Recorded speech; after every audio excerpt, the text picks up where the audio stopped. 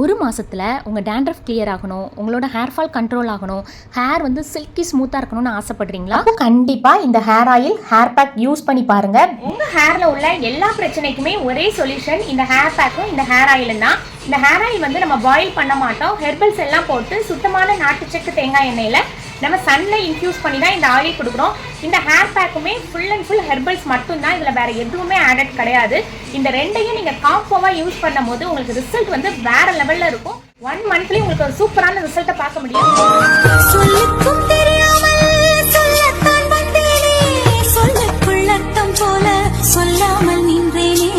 சொல்லுக்கும் அர்த்தத்துக்கும் தூரங்கள் கிடையாது, சொல்லாத காதல் எல்லாம் சொர்க்கத்தில் சேராது.